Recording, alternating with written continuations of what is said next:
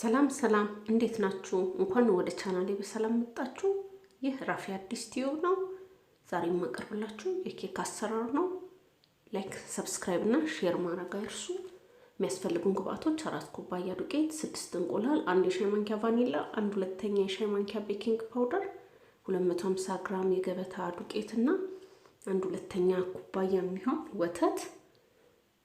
ይሄ ነው የሚያስፈልገን። የቀለጠ የገበታ ቅቤ ያስፈልገናል። እንቁላላችንን መምቻ ውስጥ እንከተዋለን። የጁስ መምቻ ውስጥ ቫኒላ ያስፈልገናል። እንቁላሉን እየመታን ቫኒላውንና ስኳሩን የገበታ ቅቤውን በየተራ እንጨምራለን ማለት ነው። በቪዲዮ ላይ አሳይቻለሁ። ስኳር ደግሞ እንጨምራለን።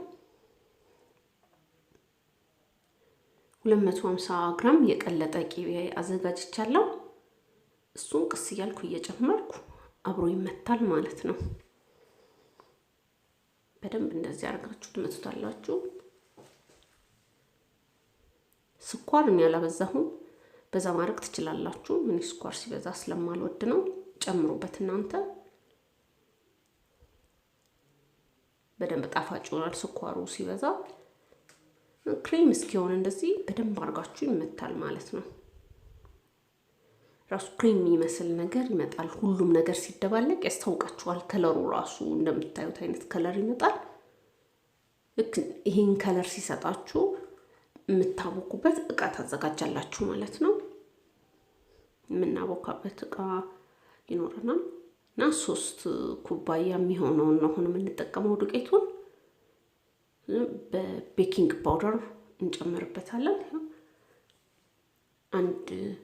አንድ ሁለተኛ የሻይ ማንኪያ እንትን አድርጌበታለሁ፣ ቤኪንግ ፓውደር አድርጌበታለሁ። በደንብ አድርጌ ደባልቀዋለሁ ማለት ነው። ቤኪንጉን ከዱቄቱ ጋር እኩል እንዲዋሃድ በደንብ አድርጌ እንደዚህ እቀላቅለዋለሁ። እና ሌላ ምን አይነት እቃ ያስፈልገናል? ሰፋ ብሎ የምናቦካበት እቃ ያስፈልገናል ማለት ነው። ዱቄቱን ለብቻ እናስቀምጣለን። ፈሳሻችንን የምናደርግበት ሰፊ እቃ ያስፈልገናል፣ የሚቦካበት ማለት ነው። በደንብ ለመምታት የሚያስችል እንደዚህ ሰፋ ያለ እቃ ላይ እንደዚህ ገለብጠውና ሙሉ ክሬሙን ነው አንድ የምትጠቀሙት። እዚህ ላይ ዱቄታችንን አምጥተን ጨምረን በደንብ አድርገን እናቦካዋለን ማለት ነው። አያችሁት? ቆንጆ ሆኗል ክሬሙ። ቤኪንግ ፓውደር ያለውን ዱቄት ማለት ነው እያመጣችሁ እየጨመራችሁ 3 ኩባያ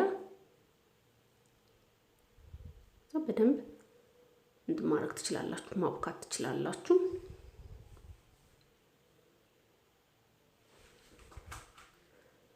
በደንብ አዋህዱት እንዳይጓጉል በደንብ አድርጋችሁ አብኩት ማለት ነው። እንደምታዩት በደንብ ወቅቷል። ደረቅ ካለባችሁ ወተት ጨምሩበታላችሁ። ሊጡን አይታችሁ ደረቅ ካለ ቅድም ያዘጋጀነውን ወተት አሁን እንጠቀመዋለን ማለት ነው። ትንሽ ላላ ማለት አለበት ሊጡ።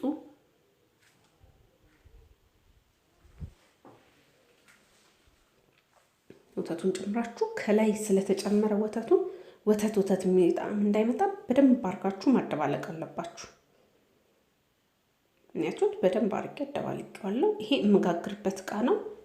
የገበታ ቅቤ ቀባውና እንዳይዝብን ማለት ነው። በኋላ ላይ አለቅም እንዳይለን የገበታ ቅቤ በደንብ እንቀባውና ወይም ዘይትም መሆን ይችላል። ዘይትም ተቀቡትና ዱቄት እንደዚህ እያንከባለላችሁ በሁሉም በኩል እንዳይዝ ማለት ነው። ሊጡ በደንብ አድርጋችሁ እንደዚህ ታዋህዱታላችሁ፣ ትቀቡታላችሁ። እቺ በደንብ አድርጌ ቀብቻለሁ ሁሉንም ዳር እስከ ዳር። እቺ መሃል ላይ ያለችውን ቅርጿን የምታወጣልኝ ፓርት እንዳትይዝ ሙሉውን ቀብቻለሁ። አሁን ኮኮናቱን የምንደባልቅበት ቸኮሌቱን የምንደባልቅበትን እቃ እናዘጋጃለን ማለት ነው። አሁን ይሄ ቸኮሌት ዱቄቱን የምቀላቅለው ነው ማለት ነው።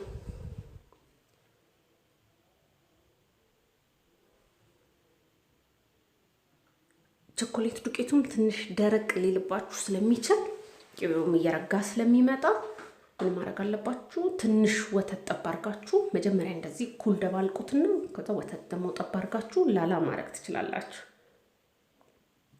ቸኮሌቱ በደንብ መታሸት አለበት። በደንብ ታሹት ነው የሚዋሃደው። ፓውደር ስለሆነ በደንብ ሹት። ዱቄት የቦካ ነገር ላይ መጓጎል ባህሪ ያመጣ የለ። ስለዚህ በደንብ አድርጋችሁ ወተት እየጨመራችሁ ኮፈረ በደንብ እንደዚህ አድርጋችሁ እንትን በሉት፣ ደባልቁት። እዛ አሁን ሌየር በሌየር እንጨምረዋለን ማለት ነው። መጀመሪያ ነጩን አደርጋለሁ።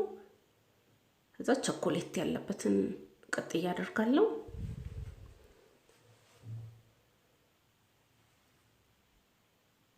አሁን ቸኮሌት ያለበትን ደግሞ እናደርጋለን።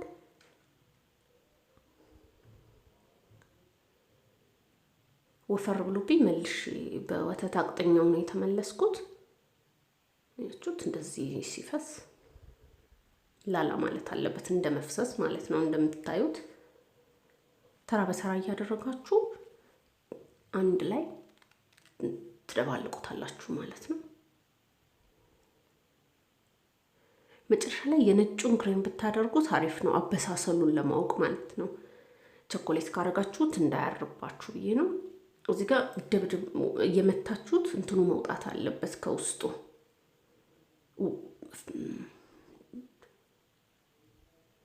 እንደዚህ ያደርጋችሁ ቅርጽ መስጠት አለባችሁ። ድብድባችሁትም አየሩ መውጣት አለበት። ይሄ ቅርጽ ማውጣው ውስጥ ለውስጥ ቸኮሌቱና ነጩ